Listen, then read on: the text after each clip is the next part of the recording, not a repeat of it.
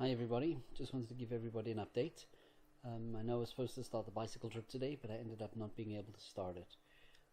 Don't know if everybody's aware, but my original plan when I was starting this whole journey was to build a trailer that I would bring with me to Ireland, and I would use the trailer to be able to get to get around Ireland. I would pull it behind my bicycle. Trailer that I built was fully built, assembled, ready to go. Was large enough for me to be able to sleep in and be able to put all of my gear inside and carry everything. Unfortunately, I did not have enough funds raised beforehand, so I was not able to send the trailer, and if I sent it at this point it would only get you in a few weeks and would cost me over $2,000. So that's not an option. So I ended up saying not a big deal, I always make a plan, and I figured no problem, I will be able to do it in a tent. I will rough it, I'll sleep in a tent for the 2 months that it'll take me to cycle around.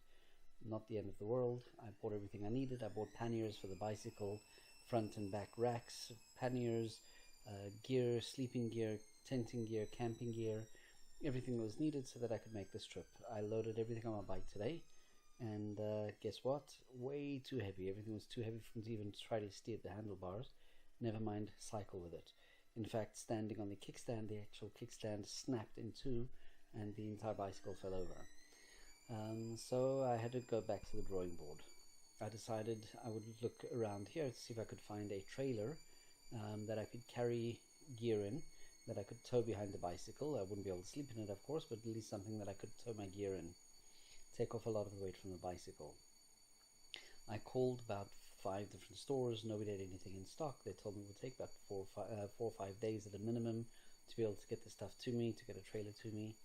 And finally I found one store that when I explained to them what I needed the trailer for, why I was doing the cycling trip, they were only too happy to loan me a cycle. They were only too happy to loan me a trailer. It was actually exceptionally kind of them.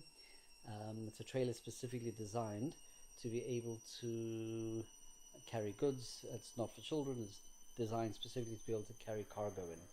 The bicycle store is in Dunleary, and the name of the bicycle store is Dublin Loves Bikes. Anybody that can buy anything from them, can support them, would be greatly appreciated. They were really exceptionally kind to loan me a trailer, and I can't thank them enough. And the name of the trailer is hinterber.com, hinterber.com. I will be posting photographs of the trailer and the trailer loaded up, connected to my bicycle tomorrow. Here comes the interesting part. When I originally wanted to do the cycling trip, my main reason for doing it was so that I could help raise awareness, let other people know about keratoconus, let other people know about corneal ectasia, and it's a disease that needs to be able to get funded, and help people that have the same condition that I have. I called a taxi to be able to get to the bicycle store, and on the app tells me the driver's on his way, he'll be there in 3 minutes. 2 minutes later, just before he gets there, it says driver cancelled, locating another driver. They found another driver. Second driver also cancels about a minute before he picks me up. Third driver, locating a driver, they found him, guy picks me up, and on the road to the bicycle store was a good 20-minute drive. We were talking about the bicycle trip and why I'm doing it, and he says, oh, that's amazing, because I also have an eye issue. I asked him, oh, what is your eye issue? He said to me, keratoconus. Wouldn't you know it? I was able to give him the name of the doctor that helped me. He told me that he'd been looking for a long time and not been able to find anybody that could help him. He was going to look in Peru, and he was going to look in Cuba, and he was going to look in Spain, and a whole bunch of other countries, but I was so excited to be able to give him the information that would help him, and he was exceptionally excited to find out that there's somebody here in Ireland who is not only able to help him, but this is his specialty. This is something that he pioneered, Dr. Arthur Cummings from the Wellington Eye Institute. So it's amazing to me how this works out.